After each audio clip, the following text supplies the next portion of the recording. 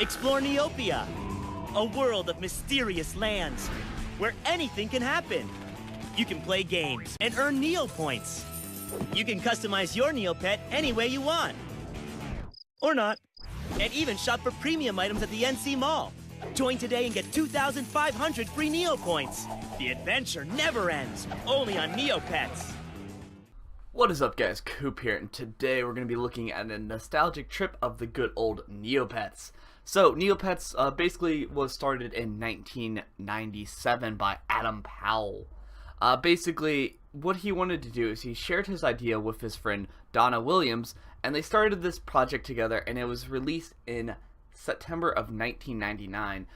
Basically, he was responsible for the programming, while Williams did the art and sort of the design of the website.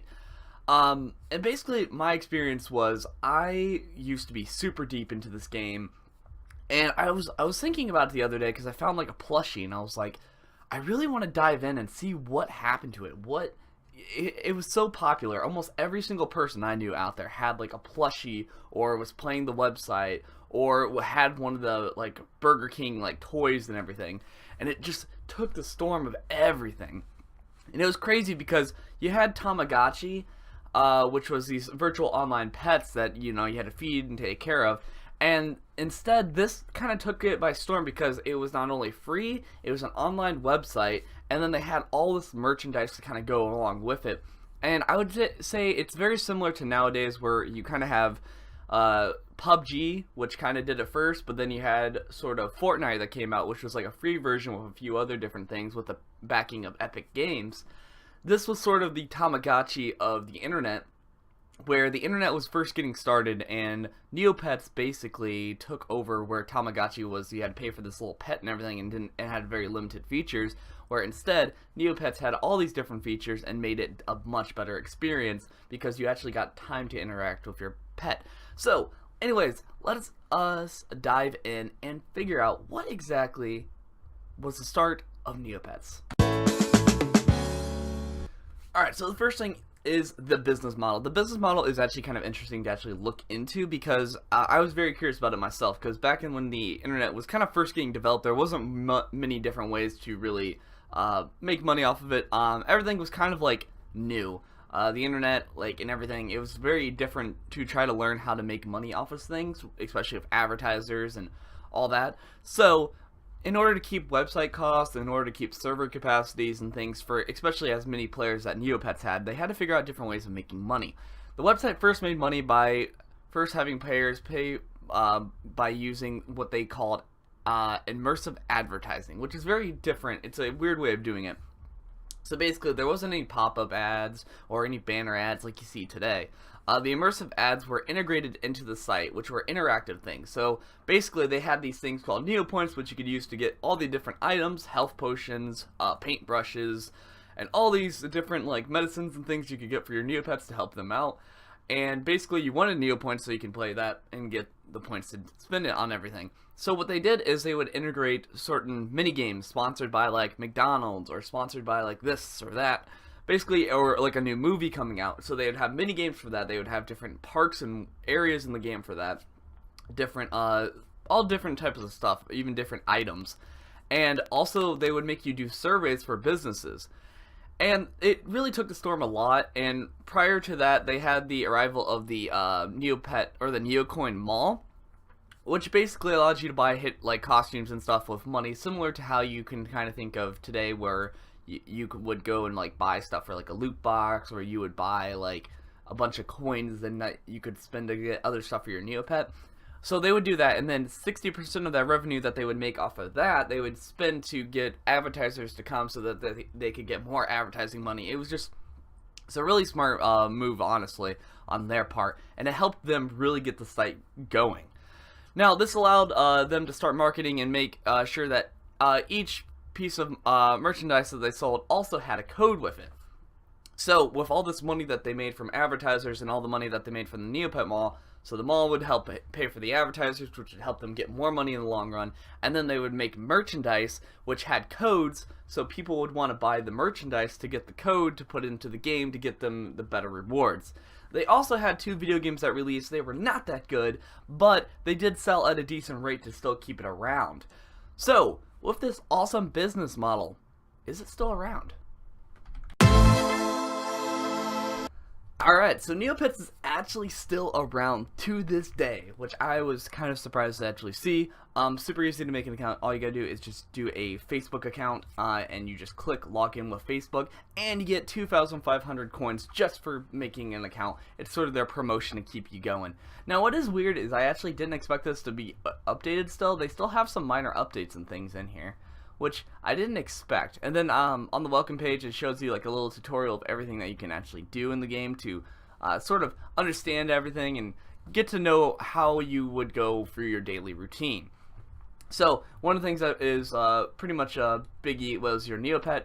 For some reason my Neopet doesn't show up, so you have to actually click and look at it. So I got myself a Lupe because Lupe was one of the best pets. That was the one that I had. I even had like the sort of darker paintbrush with it.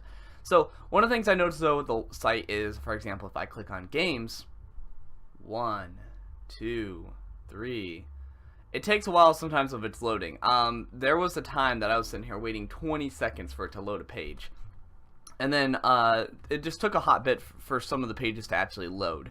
So I don't know if that's like a server thing or if it's me, because like when I look up something, like for example, let's do Google, boom, pops up immediately. So it's very concerning to me, but it seems like right now at the time of this recording it's doing pretty good, which is good for that. Now let's actually talk about the minigames. The minigames were some of the major ways that you got these Neopoints. Neopoints were used to get yourself potions, food, and a variety of other boosting items, and also using it for the auction house to get yourself some of the better goodies in the end, especially the paintbrushes, the almighty paintbrushes, bless upon them. So let's actually dive in and play like a game. I want to play, we'll do Snow Muncher. Snow Muncher is a really easy game.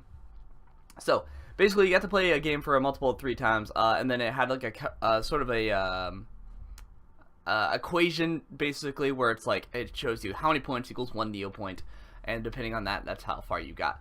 And one of the things that was important too is I showed you like the difficulty. So there's like certain games where they're like a lot harder than others. There are certain games that are a lot longer than others. This one was one of my favorites because you just click, click, click, go. So, alright, it's loading. Like I said though, some of the loading stuff takes a hot while compared to others. So I'm just going to show you guys one of the mini games so that you guys can get a basic understanding of how the game actually goes. So, as you can see here, it's still not loading. Still waiting on it to load up a little bit. Alright, so I got one of the games to work. Basically, I had to do, instead of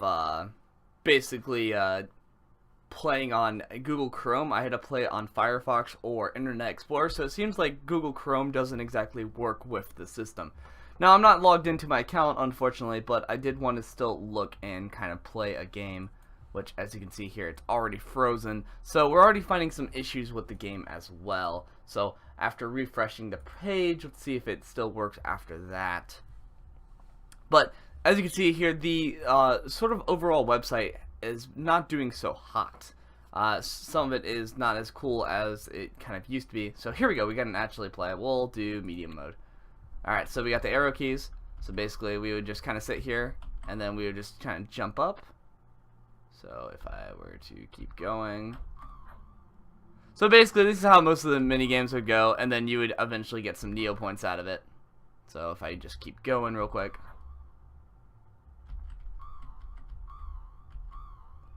I don't even know if I can really die yet on this. There we go. So basically you would do that, and then you would like convert, so you get like 56 points, so you would just convert that, and that'd be probably like 2 or 3 Neopoints. So that's basically how that ended up working out. So that was basically the minigame side.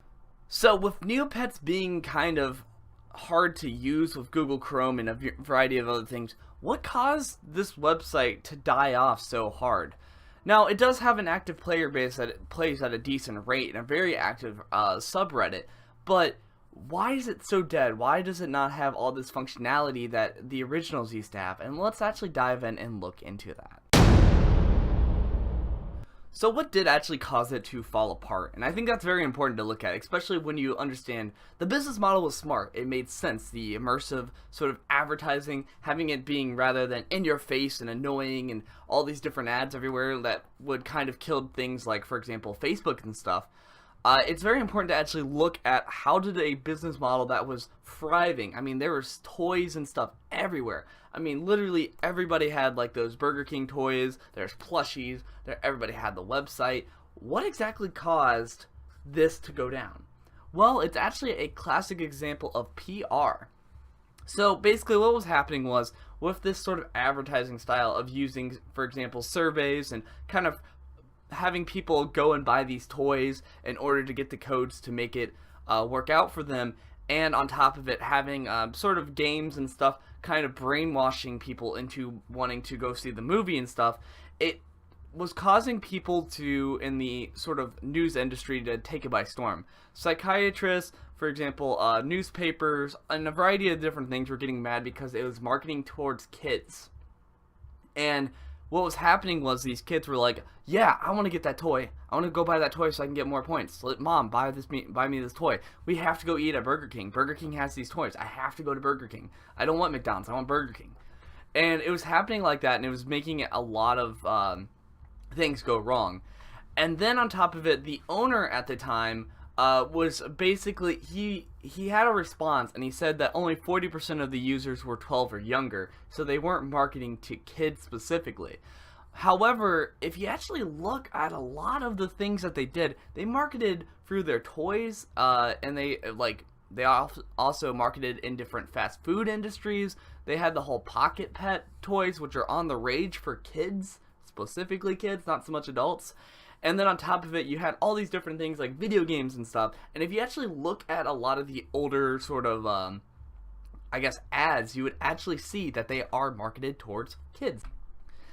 After a while, Neopets was eventually bought out by Viacom due to the criticism of the immersive advertising model. So that's when they started adding things like the banner ads and adding things that made it more clear what the advertising was integrated into the site. So it made it to where there's less of like sort of things like that were very standoffish, like, hey, do these surveys for this company. Hey, these companies will do it. Or like, go buy this and you'll get some Neocash.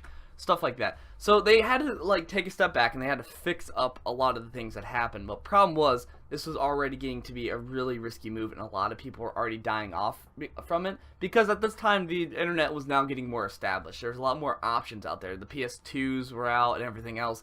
Video gaming in general and sort of what you spent your time on kind of evolved into other things as well. But one of the things that they did release is Neocash. This is like the big killer of Neopets, in my opinion.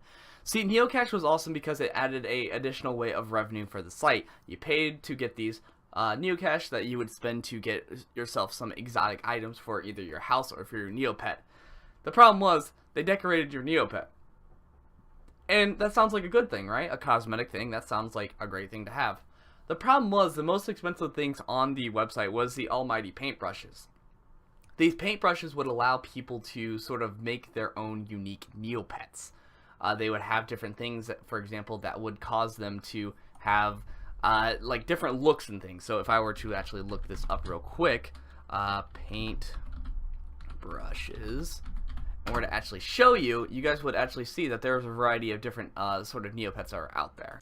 Neopets, the fantastic range of voice-activated pets that you'll love. So beautiful. But raise your voice. It's a Scorchio! And they'll let you know they're upset. So, showing you guys now all the different Neopets, they had things like, for example, the sad ones. They had ones that were like plushy versions. They had like dark versions. They had baby versions. They had all the different other colors. Like, they had some cool like flaming ones. I believe the one that I had, they even had the cybernetic one. I don't even see the one that oh, there it is. That's the one I used to have. And it was really cool because those things would allow us to basically customize our Neopet really far in advance. But now I got to buy a top hat, or I got to buy a coat, or I got to buy like a staff for my character to wield. So the cosmetic value of these paintbrushes were not as cool because I got to get cooler stuff with the Neocash. So it became the end game of saving up all of those countless amounts of points, saving up and working hard to just get those Neopoints, to get you the coolest paintbrush, to have the coolest pets, to sort of power them up for the overall fighting stuff, was kind of streamlined. The whole point of doing it was for the Neopoints to get the cool cosmetics, and the cosmetics were the reward. It's not like most games where, for example, a Fortnite, the win is the reward, and the cosmetics is just kind of something cool to have on the side. This was the actual cosmetics were the reward, so they took away the one reward that it had and made that game really hard to deal with, and therefore killed the business model as well. So they changed how the gameplay worked, and and the PR disaster happened as well. And as you can see, with all that money that was slowly decreasing, the website's maintenance also went away as well, which caused, like, for example, me to not even be able to join back in and actually experience what I used to back in the day. Anyways, guys, I thank you guys for watching. I did a lot of research, and I wanted to try a unique video. I wanted to look into some more nostalgic games and see where they're at nowadays. And I thought this would be really kind of a cool thing to add on my channel. It's definitely something I did a little bit of research on. It's a new format. It's a new thing I wanted to do. But I wanted to know, what did you guys think of this format? Should I continue on it in the future? Did you guys actually like it? Do you think I could do some things a little differently? What sort of Neopet memories do you guys have yourself? I had a lot. I know that, for example, a certain paintbrush that I had, I remember my Lupe having the skull of my sister, working hard to get me that, and I just remember being so happy about that, and having this really cool Lupe with, like, awesome stats, and it was really nice. And then after the Newcast thing, I remember putting, like, a little top hat and stuff on him, and then being like, okay, well, I'm kind of done with this game because I kind of won. And I think it's really sad to actually see how the game overall changed and how it kind of eventually fell. So, especially nowadays, like, I was kind of sad because I really wanted to play a lot of the mini games and things, but most of them wouldn't load or were gray screened, and it's very sad to see something like that. It's kind of like having, like, your favorite book, but then you go to open up your book and all the pages are smeary, and like, it's not the same thing anymore. It kind of very much kills the nostalgia, which is really sad. It's a sad tale to see Neopets the way it is. But I thought it'd be very interesting to kind of go in there and kind of show you guys a little bit of nostalgia for some of you guys who used to play Neopets back in the day, and kind of see what happened, what was the business model, especially because when we were kids back then, we didn't really focus on the business model. And I think it's really interesting to see what exactly happened and what PR did to overall change it completely from what it used to be. Anyways, though, I thank you guys for watching. Be sure to smash that like button and also subscribe.